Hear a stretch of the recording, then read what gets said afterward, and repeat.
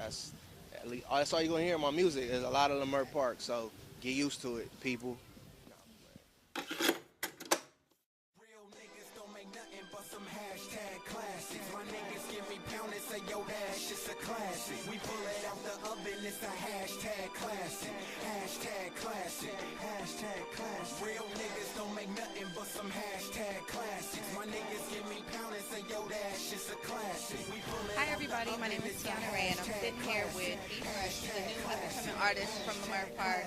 He has a new album out called The Rise Era. We're going to talk about it a little bit. Okay, so The Rise Era. Where did you come up with that title from? What does it mean? The Rise Era stands for the rebellious, intellectual, savvy, and educated era. It gives people insight to our generation. You and people around me. Kids born in the 80s coming into the 90s. Certain things in the world that we saw growing up, and I felt that I touched on every aspect of just life. You got the rebellious people, the intellectual people, the savvy people, and the educated. And it's an album for the streets, for people that like to read, deep thinkers like myself. It's different music for everybody on that project. Let's go through the track list. What is your favorite song that you created for this? I would have to say my favorite song is Hard to Say. Hard to Say. It's a deep song. It's an emotional song. The next song I would say is Count Us Out. It's it's a song about the underdog, especially in the black community. You got kids that grow up in the hood, and society makes them feel like they can't get out. The only way out for them is death or prison. That's pretty much like I wrote that from my heart. I felt like there's a lot of kids out here that can relate to that song, and that's pretty much that's what I want people to do, is relate to it and to think about it after they listen to it. So that's why I wrote it for. Another song that I really like on your album is the Hard to Say. You talked a little bit about that. Tell me, what inspired you to do that song? Hard to Say is a story. Part of the song is a story about a kid coming up, in an area filled with drugs, gangs, those elements, and he feels trapped.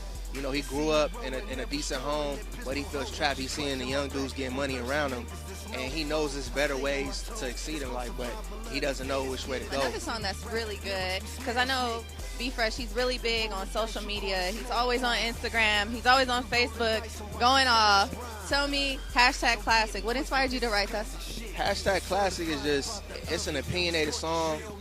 My boy UTK, he's on the song as well. Yeah, shout out UTK. And we're talking about how we classical in our own rights. Like how we live our lives. And when you think of classical timeless stuff, you hashtag it. It's a hashtag this, it's a hashtag that, but it's more reality set. It's more in general of everything. So that's what we wrote that song. It's just a good feel song. Like you can do anything to that song. Work out, you can club to it. It's just it's a song for everybody. So another song that you have on your album, Player Music. I know the title speaks for itself, but tell me what inspired you to write that song? I hear that playing in my head right now, speaking of which. But it's just a good feel track. Like the beat, as soon as you hear the beat come on, you hear the 90s. Like you down Crenshaw and a lowrider. And I wanted to bring that feeling to the project. I mean, I am from the West Coast. I grew up in the Crenshaw district, so I wanted to bring that feel of that beat, that music. And, just we feel real player. Like, you know what I'm saying? You wake up in the morning, you feeling real good about yourself. You know what I'm saying? You might get clean. You might go out and hang out with your boys, might drink to the club. It's that, man. Like, this song makes me feel good about myself. And it's nothing going on but this player music, I can tell he really likes this song because he's over here kind of dancing a little bit while he's talking about it. Another song that, when I see the title, it kind of makes me raise my eyebrow. Arrogance on a Beat. The title, how it sounds is that's what it is. It's Arrogance on a Beat. I heard the beat. I didn't go in there with any direction. As far as what I'm gonna write, what I'm gonna say to this, what I'm gonna do. Is I just got on the song and it's just straight from the dome, all spit. You know what I'm saying? Like, I got a little arrogant. I show my arrogant side. We all have a humble side. We all have an arrogant side. And I showcase my arrogant side on the song. And that's a fan favorite as well. So yeah, that song gives me a lot of like, just, I feel like I could do anything on that song. The song Believe.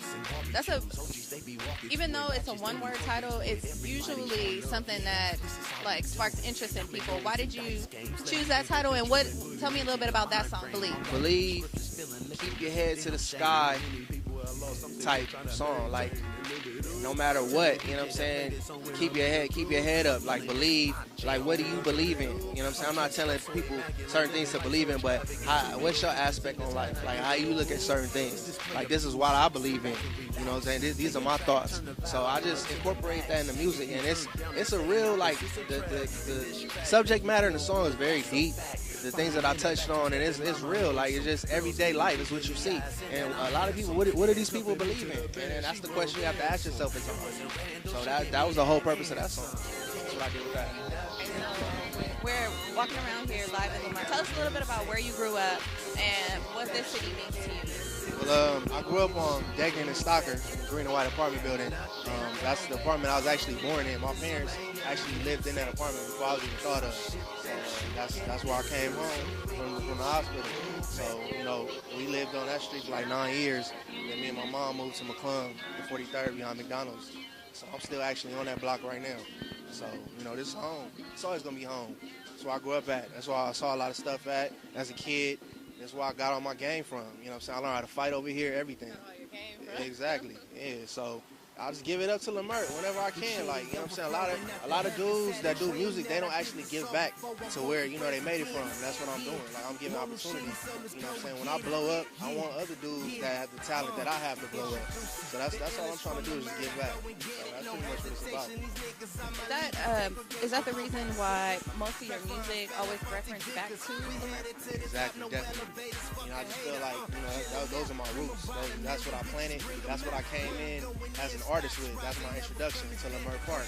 So, you know, anytime that I can, I'm gonna give it up to where I'm from and give it up to the people around me. That's where I'm from.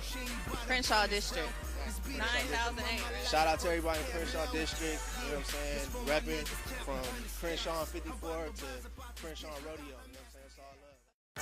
Lucchini overflowing out the heavens. Had a dream that I did this all before I won for president. Yeah, more Lucchini, so let's go and get it. Introducing the illest from Leimert, I go and get it. No hesitation, these niggas on my league of segregation. So both with this, Flex Fine, spelling Fonte Vickers. We headed to the top, no elevators, fuck a hater. Chillin' out, dream about a